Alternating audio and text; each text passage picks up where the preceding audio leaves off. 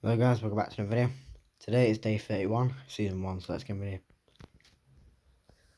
Starting off down here, we have the Disco Defender, Williams cattle trailer and the Honda quad parked up. In the shed, we have the Fleming roller. It's been moved to the back of the shed. And then the Keenan feeder has been put in this shed now. So we had to push it in with the telehandler because the beacon would hit the shed and we wouldn't be able to reverse it any further, so we had to use a telehandler boom to push it in. It did scrape that metal bit there, but it's not that big of a deal, but as long as the shed didn't fall down. Wasn't too much damage to it, just a bit of a scrape. It was also tight to get around because the gate opens this way, so we'd have to sort of go round the gate, but just so it's not outside if any bad weather does come, and we've got an extra space for kit that doesn't need to be in the shed, so that's where she'll stay for now. Then we have the tail on the bucket, oil tank, yard scraper, buck rake, John Deere gator and the sheet trailer all parked up over here. Then we have the class round baler, John Deere bear wrapper, coon mower, KTM dirt bike and lawnmower. Then we have the John Deere 6920S parked up here. So she's just been parked up here just because we just really decided to park her in here because we aren't planning on keeping her in the shed. We are planning on using her. Yeah, we just decided to park her in here because it was closer to where she was last doing things around the yard, so we decided we'd just park her in here for the time being. Then we have the New Holland 7740 parked up on the New Holland mini baler. Then we've got the main man himself, the farmer. He's just checking over it.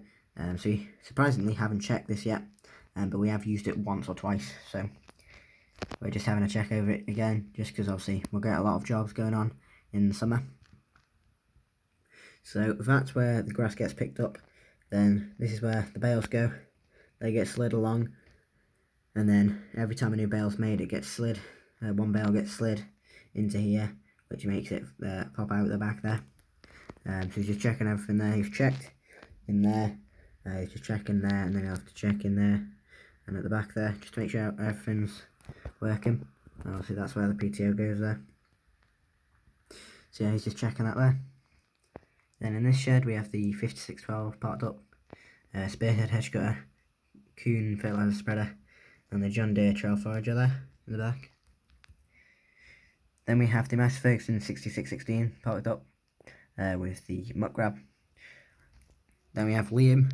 He hasn't been on the farm for a while, but he's here today.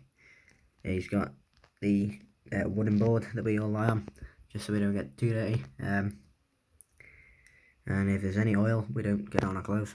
But he's just checking the underneath of the 6616 there. He's checked all inside the engine there. He's just checking the underneath. So we've now got, once these two have been checked over, we've got 2 pieces of kit left to check for silage time. But we've got 2 weeks, so if we check them now, we'd have to worry about it for 2 weeks.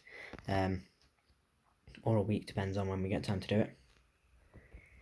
Then here we have the farmer's son in his golf. He's got the cone there. He's just practicing a bit of diffing, just to get some practice in, really. Just having some fun, really, in the golf. Doesn't really have much to do, so he's just doing that, trying to get his practice in, just having a bit of fun, really. So yeah, he's just doing that there. Then we have Matt's Land Rover parked up there, and then we have the Townler. She's just been parked up there. That's just happened to be where she was parked up. Then we have the Herbst dump trailer. It's been it's parked up there after having to be moved out of the way to get the New Holland mini baler. It doesn't really need to be in a shed, but we probably will, just so it's not in front of it. And then we have the bale trailer there, the mini digger and the grading bucket. Then we have the Marston silage trailer. So these 2 trailers are the last 2 pieces of kit to check before silage time. Obviously we'll be doing bales first. Then not long after we'll be doing pit silage. We're thinking of doing 3 cuts, maybe 2, but hopefully with the weather we're tending to go free. Then we've got the sheets and tyres off the pit in the back there, the Eiffel Williams flatbed trailer and the floating dog bailifter. They've been moved back there after the keying. It's been moved, so now we can park them in there and there if needed. But they've just been parked back there. Obviously the double bailifter will have to be used, we'll probably put that in front of the Eiffel Williams flatbed trailer, but we didn't know which one we'd be using first. And we haven't really been using the flatbed yet, so probably the double bailifter. Then here we have Matt in the New Holland T6175. He's heading off with a fellow rake. We are planning on getting a new rake. I won't say what brand. But he's just taking that to the dealership. And basically, if we don't get a new rake within the next 2 weeks, we'll say to the dealership, could we just use it for the first cut bales? But we're hoping to get it done. We'll get a new rake at least, without having to do so I use this one for first cut. We're hoping to get it before first cut, which is in 2 weeks, so we've got 2 weeks. Is basically the deadline. It's just over 2 weeks, but still it's quite time pressuring, because if we don't find the rake and this one's sold to someone else, then we're gonna have to get someone in. It's just a bit of a stressful time, I guess, because obviously if any bad weather comes in, then you've missed out. But yeah, so he's just heading off there, but we will tell the dealership when he gets there that can we use it if we don't get our new one in time. So yeah, then in the sheep field, we've got all the ewes and lambs enjoying themselves, and chickens, chicks, ducks and ducklings there, and there are the chickens there. So it's evening time now. It's just starting to get dark, so they're all trying to get a last bit of grass before bed, basically. So yeah, but the evenings are getting sort of longer, so it's getting dark about like 8:30, 9 o'clock, which is nice to see, because it means you can get more done, or it feels like you can get more done. And even if you finish at 8 o'clock, you can spend 2 hours just watching the sunset outside or whatever.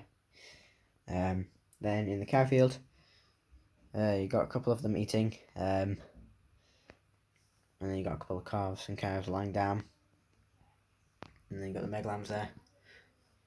So those two, they're just a bit smaller than them, and obviously we might have to keep them on, just in case they're not at the right weight to be sold. Obviously we'll have to weigh them before we sell them,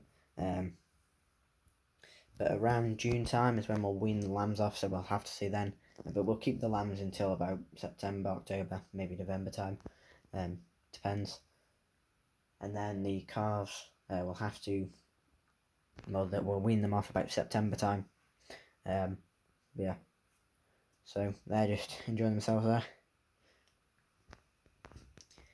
So yeah, so a couple things going on. We're almost towards the end of checking over the kit and servicing it. So far we've only had to service the rake and the mower, the blades on that. Everything else has been fine. We also did have to change a filter on the 7740, but yeah, everything else is fine. Obviously the 6920S, when it went to the dealership to get the straight pipes and the exhaust cover chromed as well, and the beacons, they gave it a check over, so it basically already had a check over, but we just wanted to go over it again just to make sure that since then nothing's happened, nothing's changed. So yeah, so it was just this video guys. Don't forget to like, comment and subscribe, and bye.